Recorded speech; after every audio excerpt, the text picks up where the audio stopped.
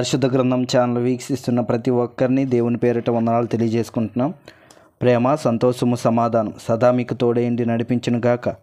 నిన్నటి దినాన కీర్తన గ్రంథం 139వ అధ్యాయం చదువుకున్నాం. ఈరోజు కీర్తన గ్రంథం 140వ అధ్యాయం చదువుకున్నాం. యెహోవా దుష్టుల చేతిలో నుండి నన్ను విడిపింపుము, బలాత్కారము చెయ్యివారి చేతిలో పడకుండా నన్ను కాపాడుము. వారు తమ హృదయములలో అపాయకరమైన యోచనలు చేయుదురు. వారు నిత్యము యుద్ధము రేప జూచుచుందురు. పాము నాలుక వలె వారు తమ నాలుకలు వాడి చేయుదురు. వారి పెదవుల క్రింద సర్పవిషమున్నది. యెహోవా భక్తిహీనుల చేతిలో పడకుండా నన్ను కాపాడుము. బలాత్కారము చెయ్యివారి చేతిలో నుండి నన్ను రక్షింపుము. నేను అడుగు జారిపడినట్లు చేయుటకు వారు ఉద్దేశించుచున్నారు. గర్విష్ఠులు నా కొరకు ఉరిని త్రాళ్లను చాటుగా వడ్డియున్నారు. వారు త్రోవ పక్కన వలపరిచి ఉన్నారు. నన్ను పట్టుకొనుటకై ఉచ్చుల నొగ్గి ఉన్నారు. అయినను నేను యెహోవాతో ఇలాగ మనవి చేయుచున్నాను.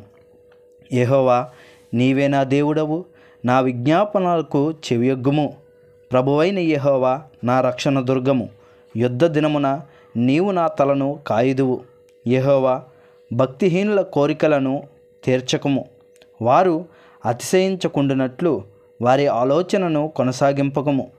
నన్ను చుట్టుకొని వారు తల ఎత్తిన ఎడల వారి పెదవుల చేటు వారిని ముంచునుగాక. కనకల్లాడు నిప్పులు వారి మీద వెయ్యబడునుగాక. వారు తిరిగి లేవకుండానట్లు అగ్నిగుండములో వారు కోల్చబడుదురుగాక. ఆగద జలములలోనికి త్రోయబడుదురుగాక.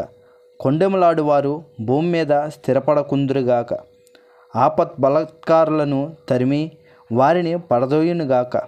బాధింపబడే వారి పక్షమున యెహోవా వ్యాజ్యమాడుననియు, దరిద్రులకు ఆయన న్యాయము తీర్చుననియు నేనెరుగుదును. నిశ్చయముగా నీతిమంతులు నీ నామమునకు కృతజ్ఞతాస్తుతులు చెల్లించెదరు. యథార్థవంతులు నీ సన్నిధిని నివసించెదరు. ఇంతటితో కీర్తన గ్రంథం 140వ అధ్యాయం పూర్తయింది. రేపటి దినాన కీర్తన గ్రంథం 141వ అధ్యాయం చదువుకుందాం. ప్రేమ, సంతోషము, సమాధానం సదా మీకు తోడైండి నడిపించునుగాక. ఆమెన్.